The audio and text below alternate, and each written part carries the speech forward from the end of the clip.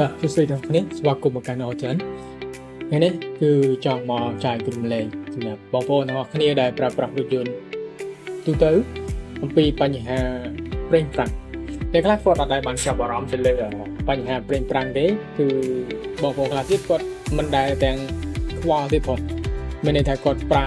គឺគាត់ដូរតែប្រេងម៉ាស៊ីនហើយបើប្រព័ន្ធប្រាំងគាត់ focus ច្រើនជាងគេនោះគឺតែស្បែកហ្វ្រាំងទេអញ្ចឹងថ្ងៃនេះគឺខ្ញុំមកប្រាប់ទ្រឹស្ដីអំពីបញ្ហានៃប្រេងប្រាំងនៅពេលដែលយើងមិនបានផ្លាស់ប្ដូរវាទៀងទាត់ក៏ដូចជាប្រើប្រាស់ប្រេងដែលមិនមានគុណភាពមានន័យថាវាមានជាតិសំណើមឬក៏ជាតិទឹកនៅក្នុងប្រព័ន្ធប្រាំងព្រោះប្រព័ន្ធប្រាំងរបស់យើងគឺ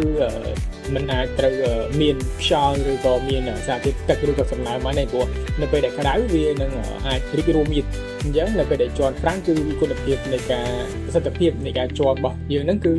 អត់បានពេញលេញទៅដល់ស្បែកហ្វ្រាំងដើម្បីគៀបតាមបួរក៏ដូចជាហ្វ្រាំងរបស់យើងឲ្យវាឈប់បានល្អបាននោះទេ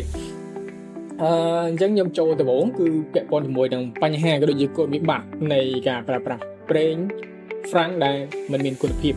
បញ្ហាទី1នោះគឺវានឹងមានសញ្ញារំខានវាជាហេតុផលទេព្រោះជាទូទៅឡានរបស់យើងគឺវាមាន board ឬក៏មាន sensor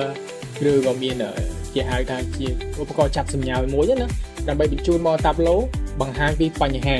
អញ្ចឹងនៅពេលដែលហ្វ្រាំងយើងប្រេងហ្វ្រាំងយើងមានបញ្ហាពេលខ្លះបើពពួកឡានសេរីដូច freeze ដូចអី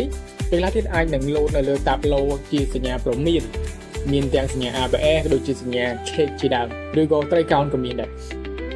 វាជាសញ្ញារំខានមួយដែរពេលខ្លះយើងទាំងចិត្តយើងចិត្តគេពេលប្រើប្រាស់ឡានបើសិនយើងមានសញ្ញារំខានវាខ្លះនៅអត់សុខទេអត់ដឹងថាវាមានបញ្ហាអីហើយក៏អត់មានទំនុកចិត្តនៅក្នុងការបើកបរដែរហើយទី2នោះគឺយើងអាចមើលបានទៅលើប្រេងយើងអាច check មើលបើកប្រមោកខាងមុខវាហ្នឹងខ្ញុំនឹងបង្ហាញនៅក្នុង clip ហ្នឹង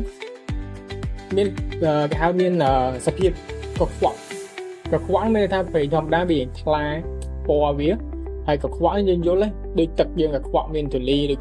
ទឹកយើងលាយជាមួយកាហ្វេហ្នឹងវាមើលទៅវាអត់ថ្លាស្អាតហើយហ្នឹងក៏ជាបញ្ហាដែរហើយបញ្ហាមួយទៀតនោះបើសិនជាយើងប្រើវាប្រេងដែលអត់មានគុណភាពដែលមានជាតិសំណើមនោះវាធ្វើឲ្យមានច្រេះនៅក្នុងប្រព័ន្ធដុំ ABS ក៏ដូចជាកបែននៅក្នុងការសកត់ disc ហ្វ្រាំងហ្នឹងសកត់ស្បែកហ្វ្រាំងហ្នឹង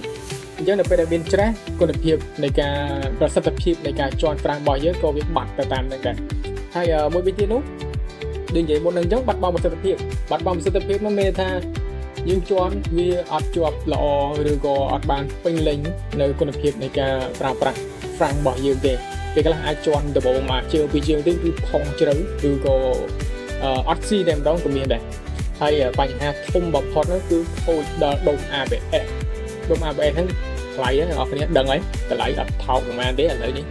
ហើយបើយើងប្រើប្រេងដែលគ្មានគុណភាពទេវានឹងធ្វើឲ្យដុំ ABS យើងហ្នឹងឆាប់ខូចអញ្ចឹងថ្ងៃនេះគឺខ្ញុំមកណែនាំក៏ដូចជាប្រាប់អំពី promotion នៅជាដ្ឋាន Autumn របស់យើងហើយបច្ចុប្បន្នគឺនៅយើងប្រើប្រាស់ប្រេងដែលមានគុណភាពខ្ពស់គឺ